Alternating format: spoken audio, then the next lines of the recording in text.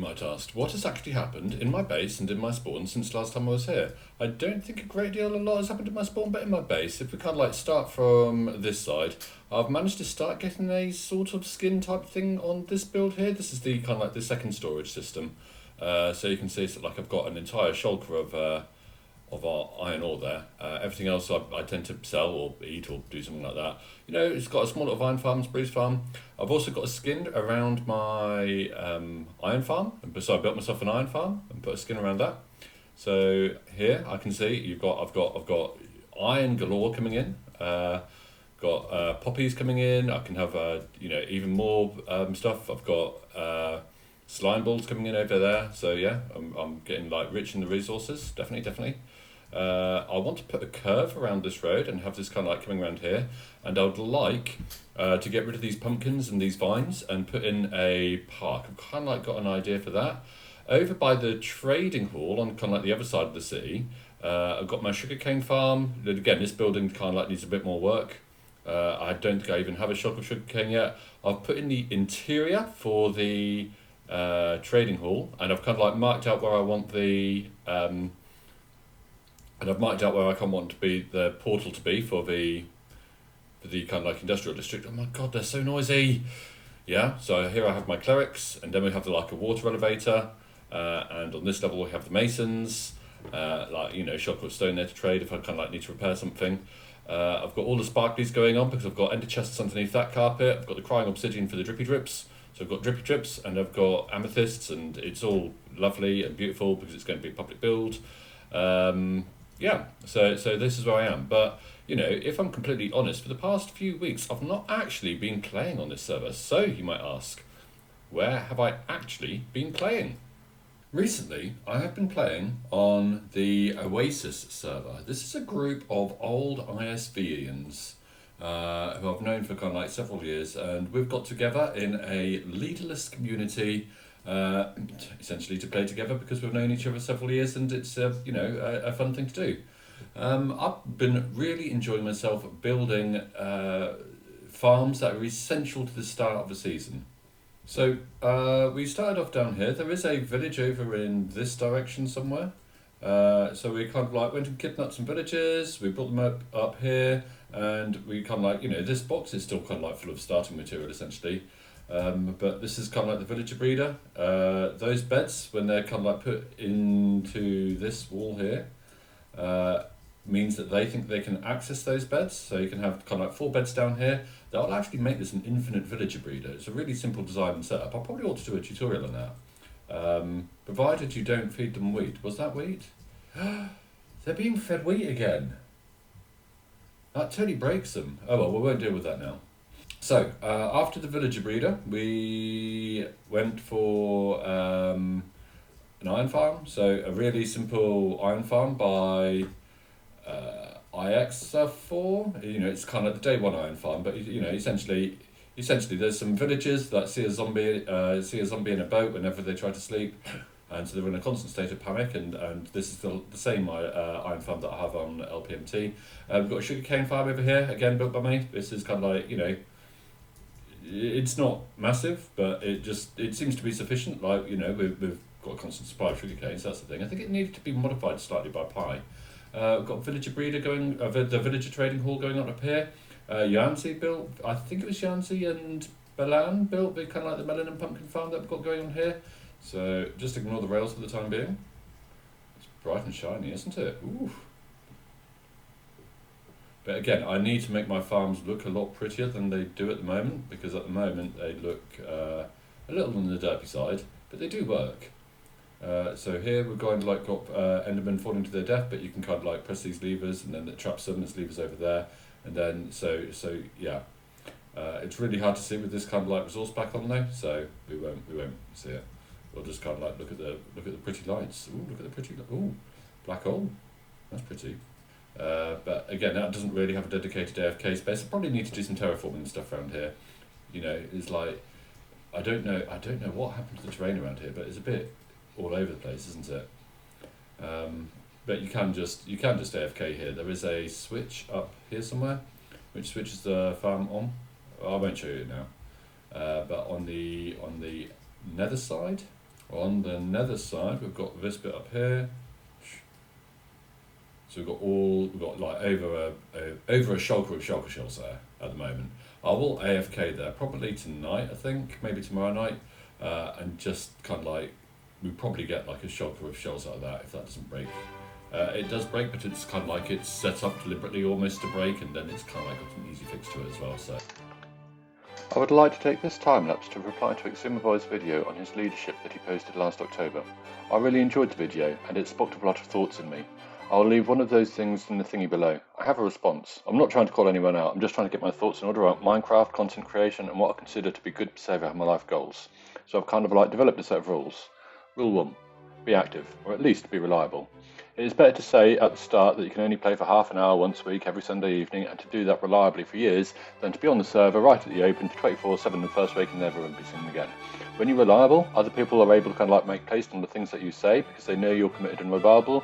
If you need to take a break for a few weeks, days, weeks, months, let people know and say you're taking a break.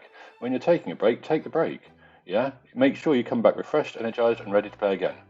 I get the beginning of a server is an enticing time. The promise of great things brew in the imaginative player's mind. Yet as time goes on, people drop off, the motivation to play fades, and the novelty of the early game loses its charm. So often does this scenario feel like a single-player world. Now, I have nothing against playing on a single-player world. Before I joined ISV in June 2019, I'd spent the previous year playing in a single-player world, getting back into Minecraft after the intensity of teacher training, which denied me any time at all for gaming. In December 2019, I started another single-player world, uploading videos regularly onto YouTube. As time passed, I got more drawn into multiplayer scene and found myself playing exclusively online. Rule 2. Play one game only on one server only. This rule is probably a lot more particular to those people who are more time poor, those with full-time jobs and or families. I get that if you're playing on one particular server as if it were a full-time job, you're going to need an escape route on pretty much a daily basis, in the same way that I escape my work and come home and play Minecraft. But I can't get my head around these people who play on 6 or servers at one time. Such people inevitably have 6 or 7 different projects on each of these servers, and they could well be playing 6 or 7 other games. This is bad news. This means that when you come to log on in the evening, you could be doing one of several hundred things. If you want to invest in learning and improve your play, you must significantly narrow the range of activities you're investing in. Learning cannot be a multitask process. It requires your full attention. Commit yourself to playing one game, one server, one task, one project. Do it well and do it to completion before moving on to the next one. You'll find that you become much more reliable if you do this. Don't commit to doing things that are too much. Say no to things that you can't commit to. It's better to say no than yes and then let people down. If you say yes, you're going to become unreliable and other people become distrustful of your word. Ditch the dream. Yeah, you're not going to make a career out of playing Minecraft full-time. That boat sailed now. This does not mean that you can't play Minecraft full-time. It just means that you're going to have to find a income from elsewhere. Some people work solely to earn money to pay bills, and then they kind of like want to invest themselves into Minecraft. That's a worthy pursuit, yeah? But don't follow that dream and think that it's going to become a career and a kind of like a life mission, because it most certainly won't. It took me years to finally obtain my qualified teacher status. I love my job and I consider it my life mission as well. For me, Minecraft provides a backdrop that is gamey enough to scratch that particular itch in my brain, whilst the end game means that essentially I can express myself through my art. Rule 3. Listen to what is being said, not who is doing the saying. The micropolitics of service should be about issues and not personalities. If someone has an idea or contribution to make, listen to the idea regardless of whether it's your best friend or your worst enemy. Your reply should also not take into account how much you like the person, but how well you like the idea. Offer your opinion. Decent staff want to know about the thoughts and opinions of regular folk on servers, so that they can cater to everyone's different needs and play styles as much as possible. Be rational about how you form your opinion on things, but recognise that your opinion is going to be one voice amongst many, and even then the most popular opinions don't always become server policy. Although you may well have more skill at building, redstone and stuff, you need to recognise your place in the hierarchy. Staff know more about what is going on in the community merely by virtue of being staff. I've always secretly enjoyed being the person with the controversial or unpopular opinion on things. To me, this is evidence that I am looking purely at the issue in hand, not is who is doing the saying or how many people are saying something to the contrary. I form my own opinion on things. I'm nobody else's puppet. I'm not sheep following the rest of the herd. Rule 4. Partake in community events. Now, I've played my fair share of single player. The whole point of me joining an online community is so I can collaborate more with other players and hence improve my own play. If you want to go join an online community, go off and build your own base up in isolation, that's up to you. But if you ignore community events and opportunities to collaborate and interact with other players, you're going to remain unknown on the server. Decisions are going to be made without you, and you may be left feeling like your opinions and values don't matter, and that you're being excluded from the decision-making process of the community that you're part of. That's on you. This is not due to the clique nature of the server you're part of. Rule 5. Have high expectations of yourself, low expectations of everyone else. Spoiler. Other people who you play with are going to let you down. They'll promise lots of activity and interaction in the early days, but quickly become worn out. Or they'll leave for a few days and not be able to press that connect button because of the anxiety that induces, or they'll get distracted by other games or other servers. They'll be all over one of your ideas until some important mod or leader says something to the contrary, and then they'll immediately change your mind. You may partake and lead community events and still feel left out and left behind. This is no excuse. Hold yourself to high standards. Do the things you have committed yourself to do. I would say forgive others for not meeting your standard, but truth be told, there's nothing to forgive. The bar is lower for everybody else. Your standard for yourself should be higher than it is for everybody else. I hope you enjoyed that time lapse on my thoughts on what makes good server play. I am very pleased with what I have here. We are probably at the tail end of this kind of like server or season now, so I'm kind of like completely okay with making this a public build. I don't mind any of my kind of like resources kind of like being open for public. And it's just the same. This is the same build as I built in ignore the skeleton horses.